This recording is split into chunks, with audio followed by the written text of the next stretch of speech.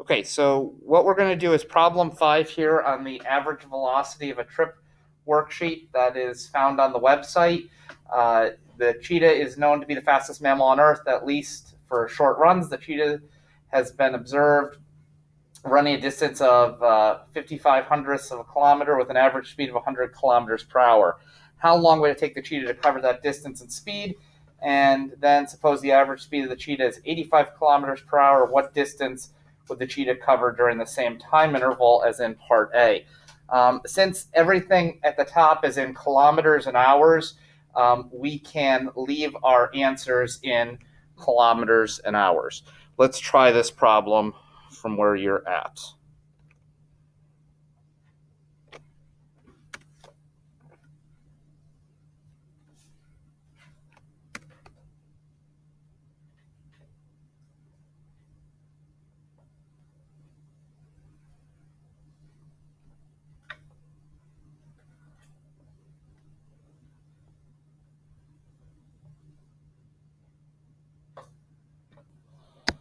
So the average speed is 100 kilometers per hour. So I'm just going to write that as the letter S. So the speed is 100 kilometers per hour. The distance is going to be 0.55 kilometers. We are going to be looking for the time.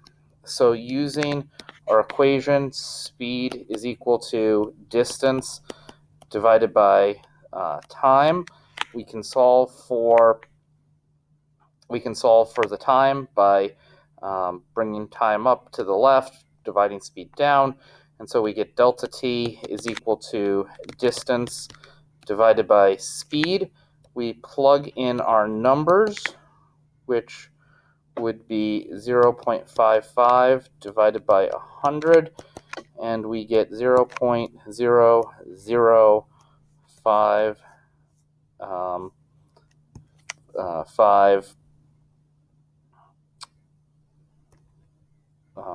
hours. It's hours here.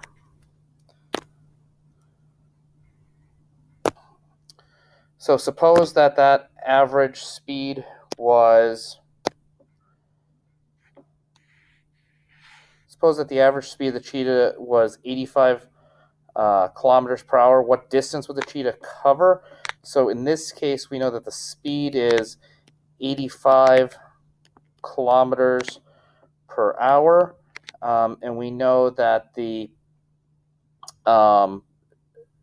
time is going to be 0.0055 hours. So we would take and we would use our equation. Speed is equal to distance divided by time. Speed times time is distance. We would plug in our numbers. We would take 85 times 0.0055 is equal to the distance. And so our distance ends up equaling, when we plug that in, 0.47 kilometers. So our next problem comes from the average velocity and speed worksheet. You can see the problem on your screen. I'm going to give you a few minutes to work this one out as well. Okay, so we're going to start going through this particular problem. So the picture here can help make this a little bit easier to understand. So I have my car. It is going to head north, 40 miles per hour for 3 hours. 40 miles per hour. What does that mean? What is that? That's a speed or a velocity. The direction hasn't changed. So we would put down here, for example, speed. The time is 3 hours. Then it stops for 2 hours. So we don't have distance here in this first part.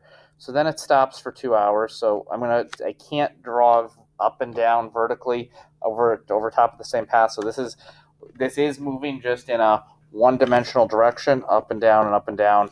But to make the picture understandable, I'm moving it horizontally to the right. So x, that means that the speed during that time is 0. This happens for a time of 2 hours, and so x would equal 0 during that time as well, 0 miles. Then it heads south 20 miles per hour, so we're going to come back south. Again, speed is going to be 20 miles per hour, and time is 1 hour. And that means that the distance, if we just think about all of these distances as x is equal to, let me actually go, speed is equal to distance d divided by time. So d is equal to speed times time. So in this one, if it's 1 hour, 20 times 1 is a distance of 20 miles. And then we head north in the last increment, and it tells us it actually goes 90 miles. And it does that for a time of 2 hours. So this picture here can help us solve everything. The one piece we don't have is that distance in that first increment. So 40 times 3 is 120 miles. So now we are able to get our distance and our displacement. I was very loose in my terminology there on distance and displacement, but in each of the increments, the intervals, or whatever you want to call them here, the first 3 hours, you're going in one direction. The next 2 hours, you're not moving. The next 1 hour, you're moving backwards. The last 2 hours, you're moving forward. In each of those intervals, when we're moving forwards and backwards and forwards and backwards, if we separate them, the distance and the displacement are exactly the same. It's when we put them together, the entire 8-hour interval, that we end up with a difference between speed and displacement. So what's the average speed of this trip? Well, the average speed is going to be, we have to add up all the distance, so it's 120 plus 0 plus 20 plus 90, all divided by the time, 3 plus the time of 0. The time for the 0 speed, the 2 hours, that matters. Plus 2 plus 1 plus 2. So this overall speed here is going to be 230 divided by 8, or 28.75 miles per hour. That's the first one. Then it says, what's the average velocity? So velocity, direction matters. So we'll assume that north is positive. That would mean that south is negative. So the velocity would be 120 north minus or plus 0. Plus or minus doesn't matter. But then it's definitely minus 20 because that is back south, plus 90, which goes back north. All of that divided by your 8 hours. So that becomes, instead of 230 divided by 8, it becomes here 210 divided by, actually 190 divided by 8. 190 divided by 8. And so you get 23.75 miles per hour. The last question here says, what's the average velocity during the last 2 hours? And that's just going to be the displacement divided by the time. And so the average velocity and the average speed for those 2 hours, because there isn't a directional change in those 2 hours, would be exactly the same. So the average velocity would be 90 miles divided by 2 hours, or 45 miles per hour. If you have any questions, let me know.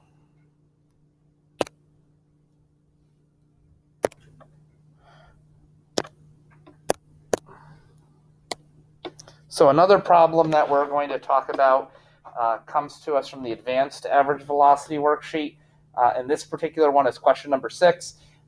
It says to us, you jog 6 miles per hour for 5 miles, then you jump in your car and drive another 5 miles. What is the average speed you must drive if your average speed for the entire 10-mile trip is 11 miles per hour? So this one here, you're going to have to think about the algebra. That's what makes this a little more challenging, because we know that the average at the end is going to be 11 miles per hour. So let's try to work this one out.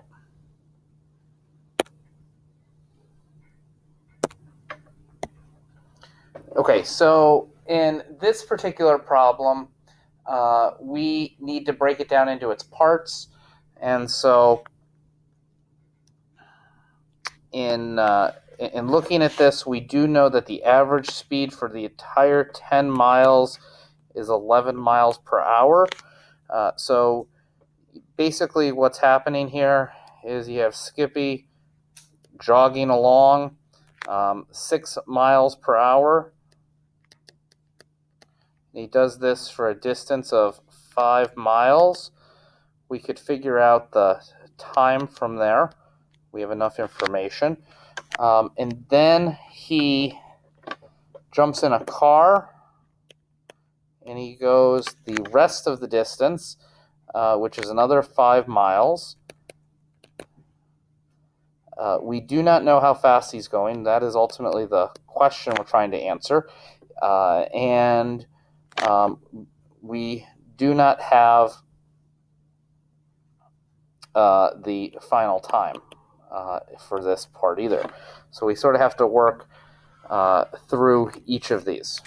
So step 1, let's find we know, well, even before we go there, we know that the speed, the final average speed, is going to equal the distance running plus the distance driving divided by the time running plus the time driving. And that's going to be the equation that we're going to end up working off of for this entire problem.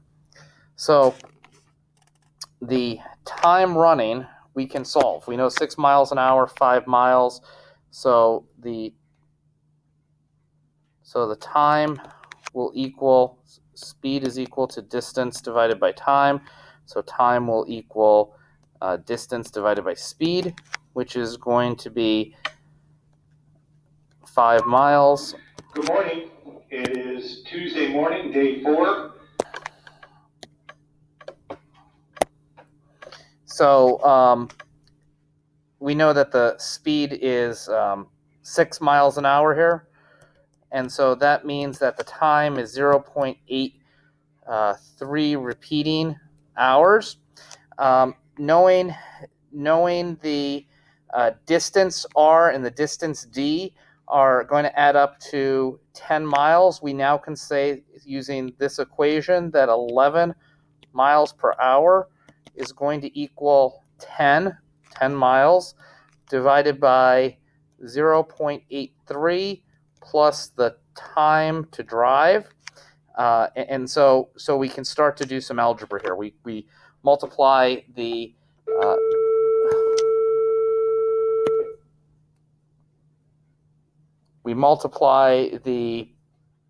denominator up, and we would get 11 times the 0.83, which ends up to be 9.17 plus 11 TD is equal to 10, and then you can solve for the time of the time for driving. And then once you know the time for driving, you can